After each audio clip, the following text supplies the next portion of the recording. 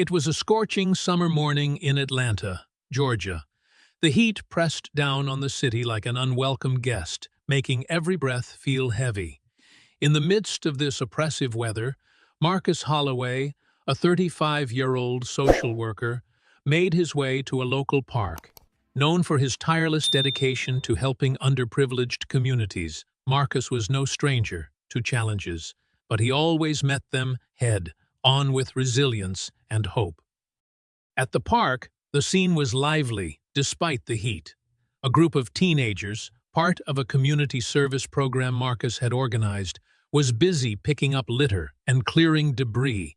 These were young volunteers, many from troubled backgrounds, working together to transform the park into a cleaner, safer space for everyone to enjoy. Their energy and determination mirrored Marcus's own commitment to change. He moved among them with ease, offering encouragement and guidance, his presence both inspiring and reassuring. Dressed in a simple polo shirt and jeans, Marcus didn't look like someone on a mission to change the world, but his actions spoke louder than words. His program wasn't just about cleaning parks. It was about giving these teenagers a sense of purpose and belonging, showing them that their efforts mattered. Unbeknownst to Marcus, this ordinary day of service would soon take a dark turn. Despite the positive energy in the air, the shadow of bias and systemic injustice lingered nearby, waiting to rear its ugly head. For Marcus, the park was a place of hope and community. Little did he know it would become the stage for an incident that would test not just his resolve, but the ideals he had fought for his entire life. As Marcus Holloway guided his group of teenage volunteers at the park, laughter and determination filled the air. However, the serene moment was abruptly shattered by the arrival of a black and white police cruiser. Its silent approach belied the tension that followed. Two white police officers, Officer Harding and Officer Kelly, stepped out of the vehicle. Harding, tall and imposing, carried an aura of authority, while Kelly, shorter and smug, exuded overconfidence. Their eyes immediately locked on Marcus, dismissing the bustling activity around him. "Sir, we need a word," Harding said, his tone sharp and more demanding than requesting. Marcus, calm and unshaken, nodded and approached them. "Of course, officers. Of course, officers. How can I help you?" he replied, his voice polite yet firm. But their eyes carried suspicion, not inquiry. "We received a call about suspicious activity in this area," Kelly said, resting a hand on his holstered weapon, a gesture that wasn't lost on Marcus or the young volunteers who watched nervously. Marcus raised an eyebrow, his calm exterior masking his growing frustration. "Suspicious activity. I'm overseeing a cleanup program with these kids. Hardly criminal behavior." The exchange quickly escalated. Despite Marcus providing identification and explaining his presence, the officers remained unmoved. They demanded he step away from the group, their tone growing harsher with each command. Marcus, knowing the weight of the situation, complied but questioned their motives. The final blow came when Kelly, without provocation, placed Marcus in handcuffs, ignoring protests from the teens and bystanders, one of whom had begun recording the incident. As the officers led Marcus to the squad car, the volunteers stood frozen, their shock and fear palpable. For Marcus, what began as an ordinary day of service had turned into a harrowing encounter with prejudice. Marcus Holloway sat in a dimly lit holding cell, his thoughts racing as the hours dragged on. The cold metal bench beneath him mirrored the chilling reality of his situation. Arrested without cause, he now found himself behind bars, a victim of the very systemic injustices he had spent his career fighting against. The air was thick with the scent of sweat and despair, a stark contrast to the optimism he had felt just hours earlier at the park. News of Marcus's arrest spread quickly, thanks to a bystander's video capturing the confrontation. The footage, showing a calm Marcus complying with officers as they aggressively escalated the situation, sparked outrage online. Community leaders, activists, and concerned citizens rallied around his cause, demanding justice and accountability. Social media buzzed with hashtags and calls for action, turning his unjust detention into a flashpoint for broader conversations about racial profiling and police misconduct.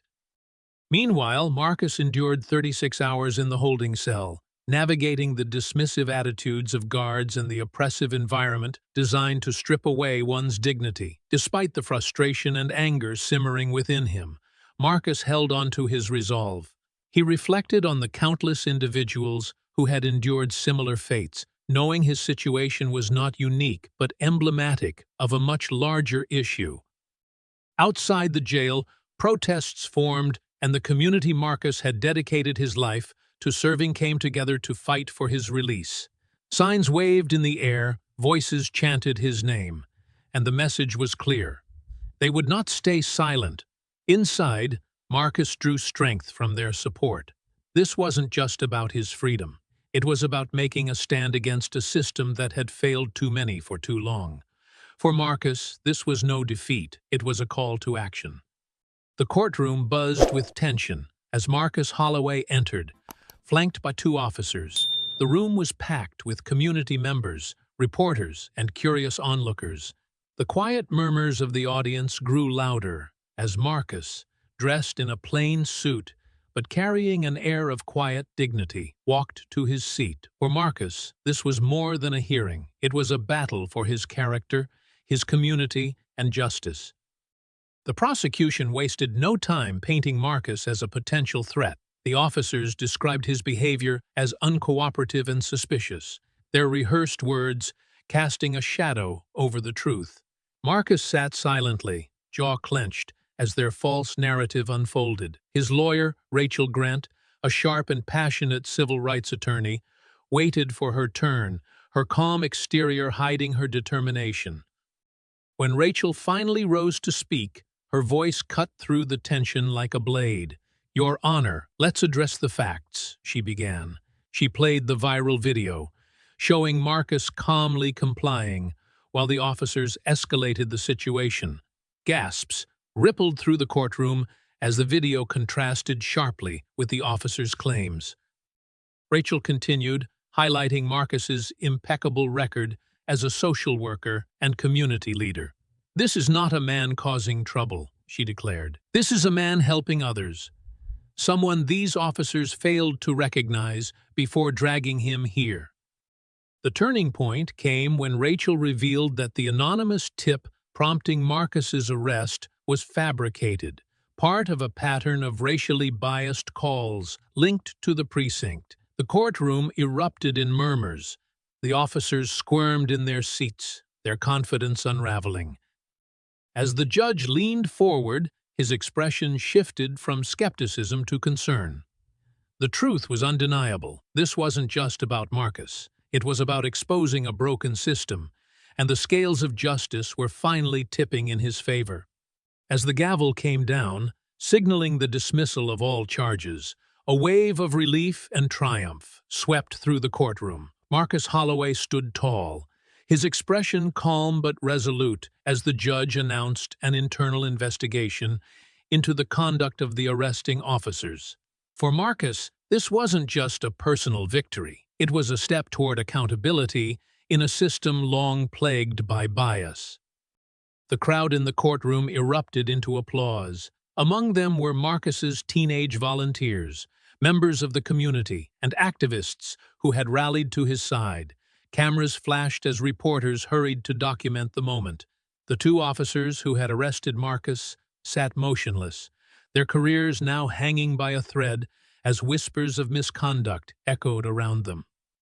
Outside, Marcus was greeted like a hero. The crowd parted for him, their cheers and chants filling the air. His supporters held signs reading, "Justice for Marcus," and "End racial profiling now." Miguel, one of the teenagers from the park, approached Marcus with tears in his eyes. "We never stopped believing in you," he said. Marcus smiled, placing a hand on Miguel's shoulder. "This isn't just about me," he replied, his voice steady. "This is about all of us."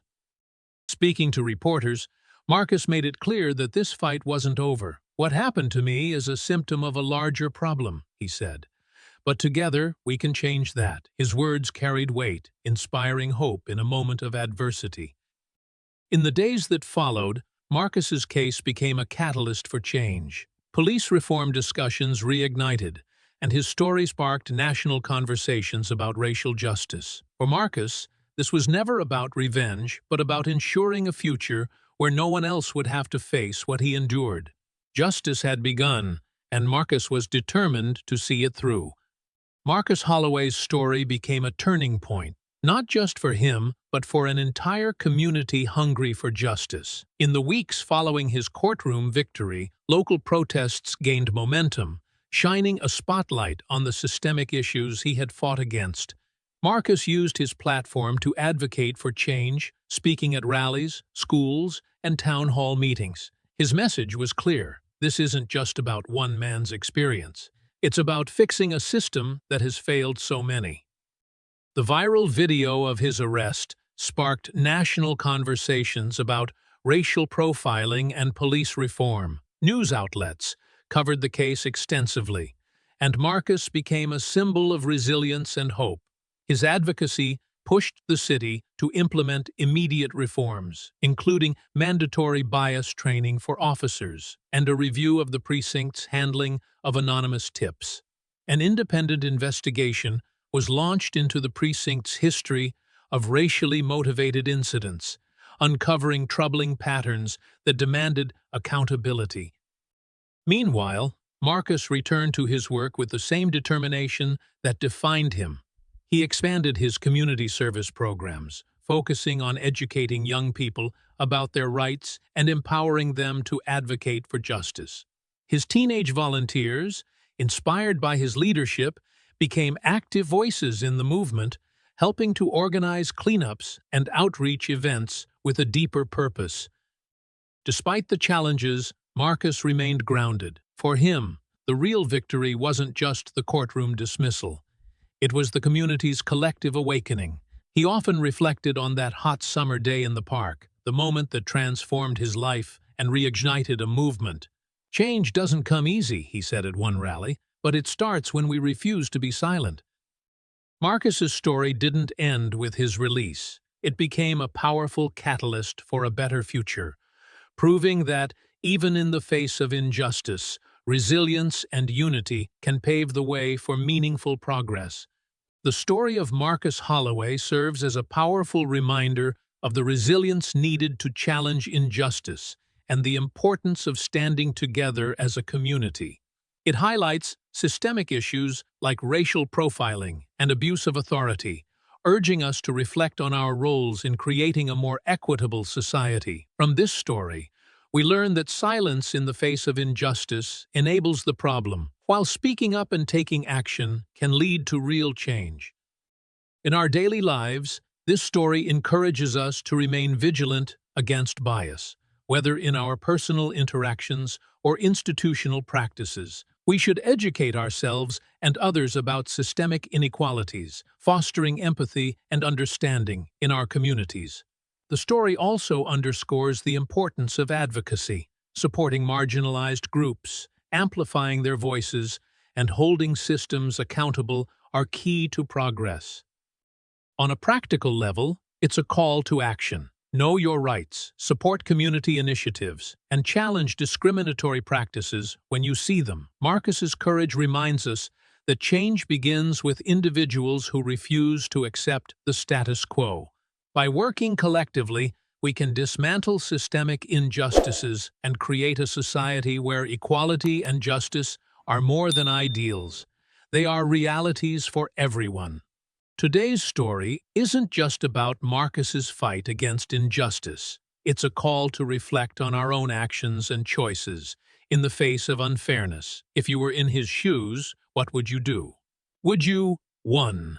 Stand your ground and fight for justice, no matter the risks, or 2. Step back to protect yourself and avoid potential harm? Let us know by commenting one or two below. I'm excited to hear your perspectives. And don't forget to like and subscribe to support the channel. Together, we can inspire change.